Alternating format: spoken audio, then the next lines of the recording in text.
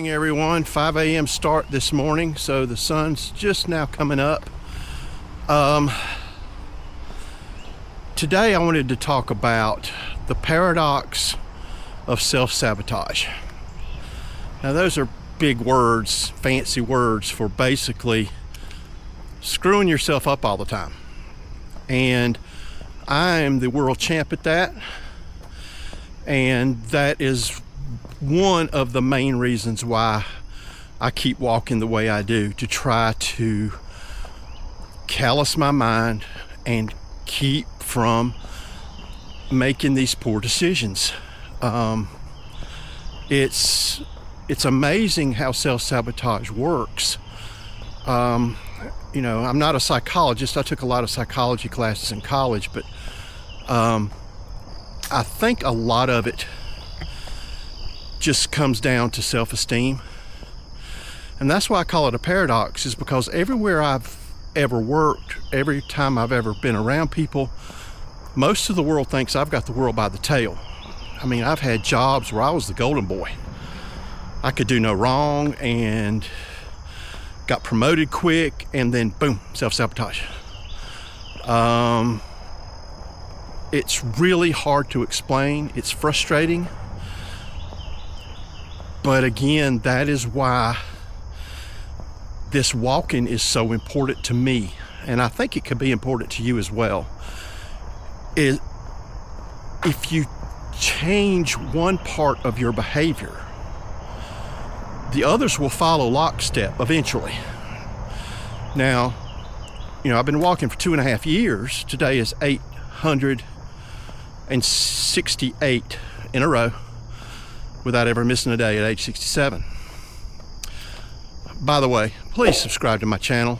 It helps me keep going, and it's just lovely to see those new numbers every day. So I would greatly appreciate if you subscribe, hit the notification bell, like, comment.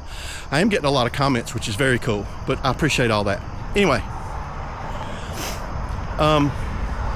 self-sabotage is insidious, because when you're like me and the whole world thinks that basically you can do no wrong as far as jobs and stuff like that, you're walking and all that, and yet you make a poor decision. Again, I'm not immune to it. I have made a few poor decisions this year that have hurt us financially. Now, those springboarded me into where I am now, and financially, we're good. I mean, we're real good. So that's why I like to call it a paradox, because it really doesn't make a lot of sense. You've always heard the phrase, never judge a book by its cover. Well, that can go if you're looking at a real pretty book cover. Really well done marketing, all that, beautiful pictures and all that kind of stuff, and you open the book and there's nothing but crap inside. That's what we who self-sabotaged, are. So it's a work in progress. I think the main thing that has helped me is that I realize it. For years and years and years, I just kept doing it, driving my wife nuts. And the definition of insanity is doing the same thing over and over again and expecting a different result. Well, that's what I kept doing. I'm not insane. I am just a person who really believes that anything is possible. I am proving that every single day. 868 days, almost 5,000 miles since February 2023, at age 67. So again, it's just an insidious way to live your life. But the recognition of it, the knowing that it's there, the feeling that it's coming on, and maybe stopping it before it happens, that has helped me lately. That has helped me over the last 2.5 years. So I urge you all, I know I'm not the only person in the world that self-sabotages. I know there are millions and millions of people that do it.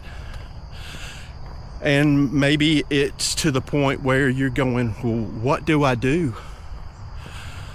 I challenge you to stretch yourself. Get some endorphins moving in your body every day. Walking, running, lifting weights, yoga.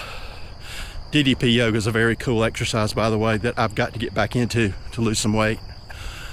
But I think that's what it takes. It takes getting out of the status quo, changing the long-held behaviors, and moving towards something positive. So that's the moral of the story today. Get up, do something different, change those behaviors. It'll change your life. I hope you all have a great day, and I will see you tomorrow. Peace.